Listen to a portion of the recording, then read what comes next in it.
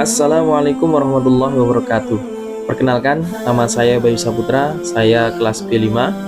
Saya adalah salah satu dari mahasiswa PJJ PAI UIN Syibbersyah Nurjati Cirebon.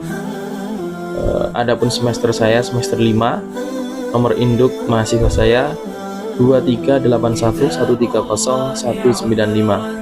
Pada kesempatan ini saya akan menyampaikan atau sedikit menguraikan tentang fikih, yaitu tepatnya fikih jinayah, guna untuk memenuhi tugas ujian akhir semester yang diberikan oleh Bapak dosen Ahmad Otong Bustomi LC MAG.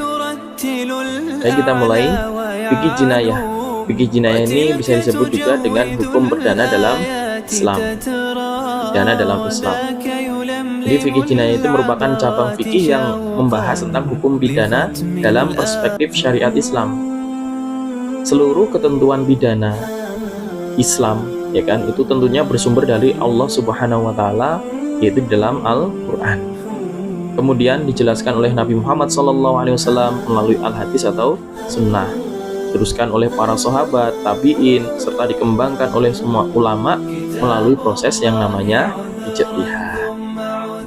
Kemudian fikih jinayah ini dipelajari untuk memperkuat kontribusi ajaran Islam dalam tatanan hukum nasional ataupun internasional. Baik, yang pertama adalah sumber hukum pidana Islam. Sumber hukum pidana Islam ini yang paling utama adalah beberapa poin. Yang pertama adalah Al-Quran. Jadi Al-Quran ini menjadi rujukan normatif paling tinggi, karena beberapa ayat dalam Al-Quran itu menerangkan atau menentukan tentang hukum pidana, seperti tentang hukum qisas dalam surat Al-Baqarah ayat 178. Di sana diterangkan, a'udzubillahi minasyaitonirrajim, bismillahirrahmanirrahim, ya ayyuhalladzina amanu kutiba alaikumul qisasu fil qatl. Orang-orang yang beriman, hukum qisas di dalam pembunuhan telah diwajibkan atas kalian. Nah, di sana nanti dirinci-rinci. Kemudian ada lagi tentang hukum zina dalam surat An-Nur ayat 2. Di sana diterangkan, bismillahirrahmanirrahim, az-zaniyatu waz-zani fajlidu kulla wahidin minhuma mi'ata jaldah. Jadi di sana diterangkan, perempuan yang zina dan laki-laki yang zina, maka masing-masing dari keduanya jilidlah, jilid itu apa ya? Cambuklah masing-masing dari keduanya itu sebanyak 100 kali jilidan. Ya. Ada lagi dalam surat Al-Maidah ayat 38 tentang hukum mencuri. Di sana diterangkan, wassariqu wassariqatu faqta'u aydiyahum jazaa'an bima kasaba nakalan minallah wallahu azizun hakim. Laki-laki dan perempuan yang mencuri, maka potonglah kedua tangannya potonglah tangannya gitu ya. Sebagai pembalasan atas sesuatu yang telah dia kerjakan, dan itu sebagai balasan atau sanksi dari Allah. Itu dalam Al-Quran. Kemudian yang keduanya adalah dalam hadis atau sunnah.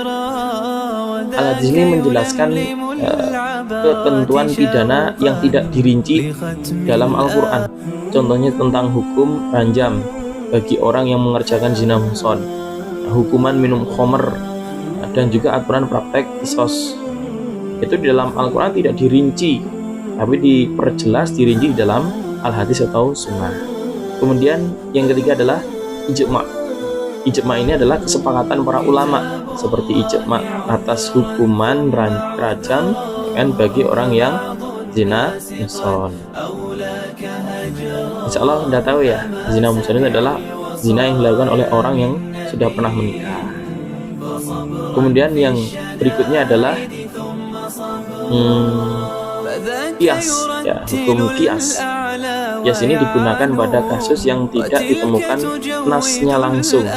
Misalnya penetapan hukuman bagi narkoba, obat-obatan terlarang. Nah, itu dengan dianalogikan dalam hukum khamr.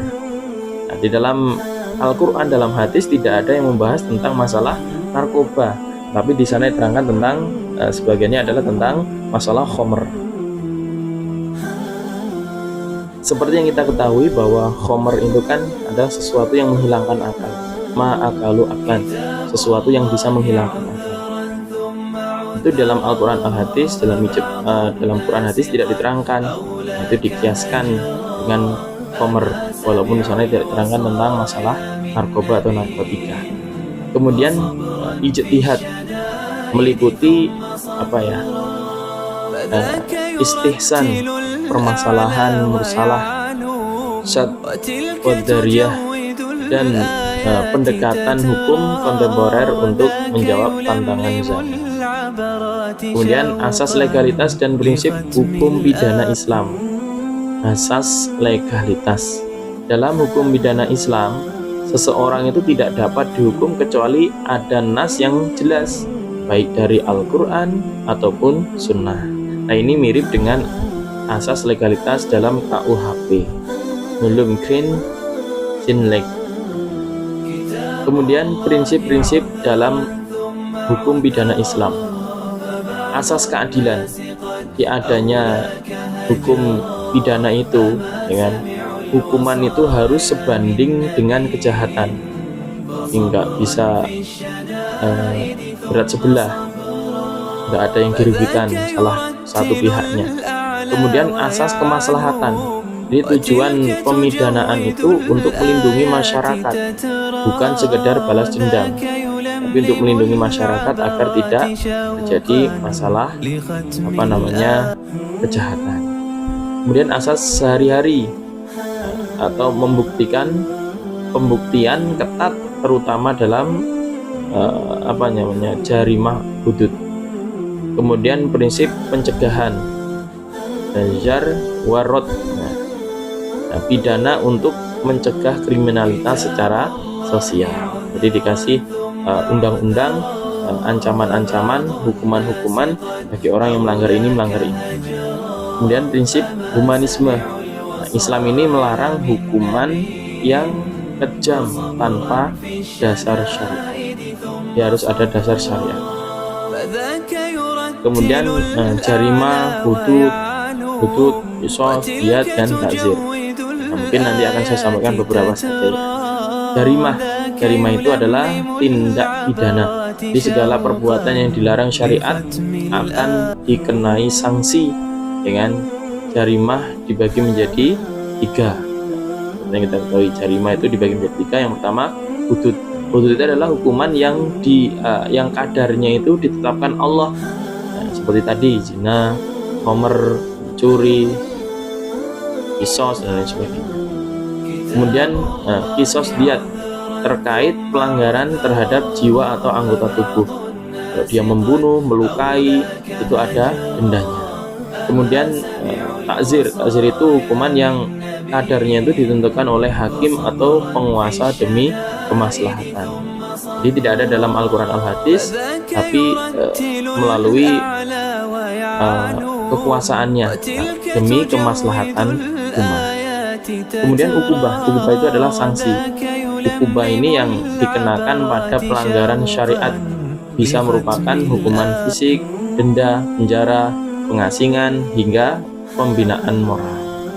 Hudud itu adalah hukuman, seperti orang yang mengerjakan zina, kalau ghairu muhsan dicambuk 100 kali, kemudian diasingkan 1 tahun. Kalau yang muhsan itu diranjam sampai mati, dilempari batu sampai mati. Kemudian orang yang mencuri, hududnya apa? Yaitu harus dipotong tangannya.